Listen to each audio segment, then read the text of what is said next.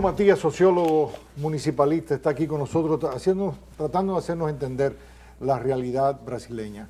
Tu primera reacción a la primera pregunta que te hicimos, Domingo, fue decir que Lula cosechó, y así esa fue la expresión que utilizaste, cosechó lo que la Constitución y los movimientos sociales habían creado con anterioridad a su llegada al gobierno. Me gustaría que tú siguieras con esa línea de razonamiento. Sí, digo que cosechó porque la implantación de un proceso de descentralización es gradual, no es de golpe.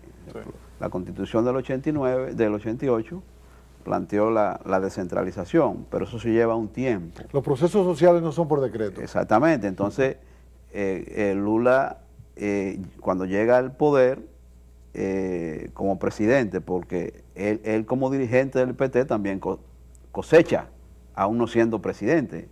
¿A través de qué manera? Bueno, el PT dirigiendo los gobiernos en los estados y en los municipios, que allá le llaman, en este caso, la prefectura. No hay alcaldes, sino prefectos. No hay regidores, sino veedores. Y tienen una serie de formas de llamarle particularidades, etc. Entonces cosecha eso, ¿y qué resulta?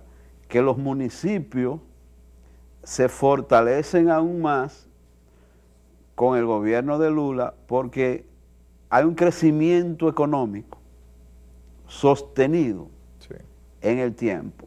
Hay mayor producción de riqueza. Las riquezas se producen en el territorio. Los gobiernos subnacionales, entiéndase, estadales y municipales, tienen competencia en materia de recaudación propia, tienen competencia en materia o tienen el derecho de recibir transferencia desde el gobierno federal, entonces hay un beneficio directo. Contrario a República Dominicana, que aún el presupuesto nacional aumentándose, los gobiernos locales no reciben un incremento de los recursos que deben de transferírsele. Al contrario, le dicen, hace 2 años, ustedes van a recibir 15,000 millones de pesos. Bueno, se le transfiere 15,000 millones de pesos en el año, al margen de que el presupuesto haya aumentado. No, en el caso de Brasil, estamos hablando de un país donde la institucionalidad, en ese caso, funciona, y además que como la descentralización fue desde la demanda, no como en el caso dominicano, sino que fue desde la oferta, la cosa es diferente. ¿Dónde está la particularidad dominicana? Porque ahorita a mí me extrañó, y creo que a Ramón también, de que tú mencionaste una serie de países latinoamericanos para explicar la descentralización desde la demanda y la oferta, y no mencionaste República Dominicana. Sí, mira, República Dominicana pudo haber sido desde la demanda, pero no fue, porque la sociedad civil tenía un conjunto de propuestas. Viene demandando, sí. Demandando la descentralización del Estado. Sí.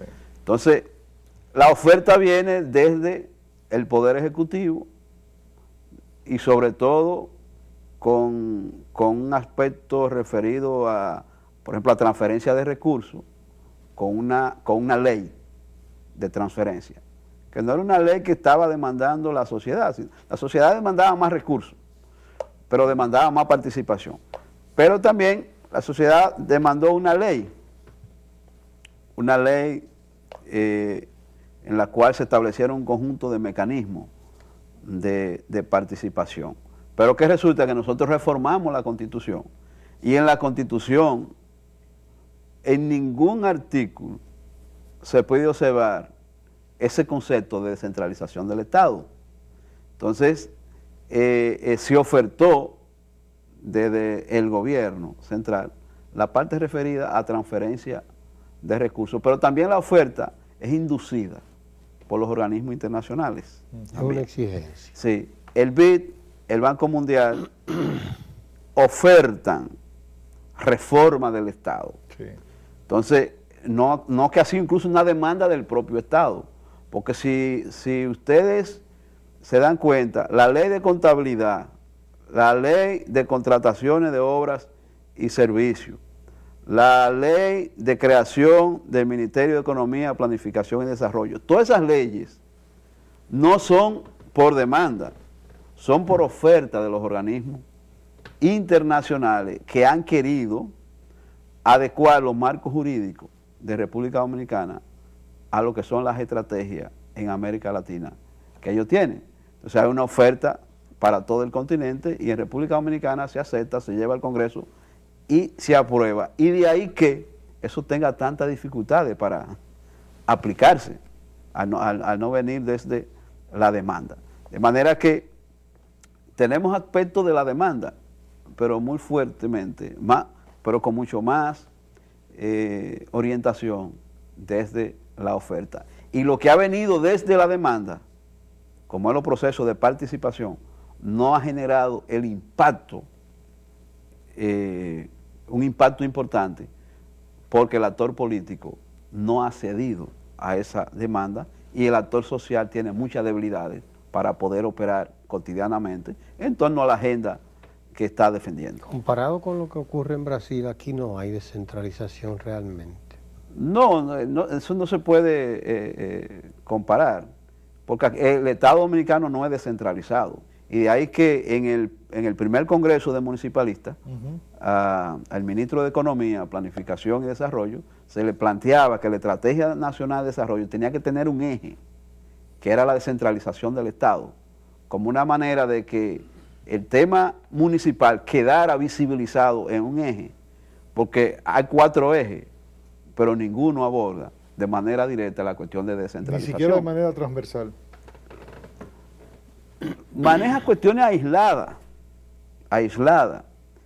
Ha mejorado últimamente porque ha incorporado algunos aspectos que tienen que ver con la descentralización municipalizada.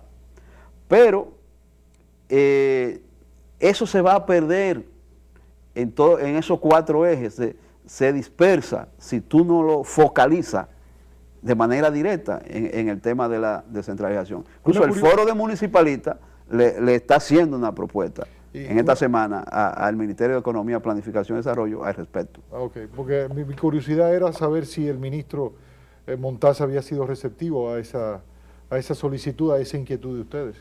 Bueno, todavía él tuvo reacciones en el Congreso ante preguntas que se hicieron, pero no en torno a ese aspecto de la descentralización. Ahora es que usted en esta semana se le va a hacer llegar al Ministerio la propuesta de metas e indicadores para la descentralización del Estado Dominicano. De luego, una cuestión muy relacionada con lo que es la realidad dominicana, que no podemos hacer una comparación en el caso brasileño. Además es un Estado federado, no es un Estado unitario como el nuestro, pero sí sirve de referencia para avanzar en algunos aspectos la cuestión de la descentralización del Estado Dominicano, que es una de las vías para el combate a la pobreza. Y Brasil, en materia de salud, en materia de educación, ha avanzado enormemente porque se ha descentralizado hacia los niveles inferiores. Porque es un asunto, dirían los economistas, economía de escala. Es decir, mientras más abajo, más eficiencia en el gasto. Mientras más arriba se administra las políticas sociales, menos eficiente se es. De manera que la descentralización sirve para eficientizar el gasto público, y eso, lamentablemente, en nuestro país, el nivel político no se ha dado cuenta, pero en Brasil se dieron cuenta, e incluso en Brasil se dieron cuenta de que la crisis económica, que tuvo una hiperinflación enorme en Brasil, una crisis que profundizó los niveles de pobreza, fue subsanada en parte con la descentralización del Estado. Porque al Estado federal la gente no le tenía tanta confianza como a los gobiernos estadales y municipales. Entonces comenzaron a transferir competencias fiscales, competencias en servicio a aquellos niveles donde había más confianza. Y la economía entonces comenzó a refrescarse, comenzó a recuperarse lentamente, gracias, entre otras cosas, a los aportes de los gobiernos subnacionales, que son cosas que no se hablan, pero que están ahí pendientes en los informes de los estudios internacionales que se han hecho. Muy bien, Domingo, con tu permiso vamos a una última pausa. Quédense ahí que ya regresamos con el último segmento. Domingo Matías, los municipios, la descentralización en Brasil.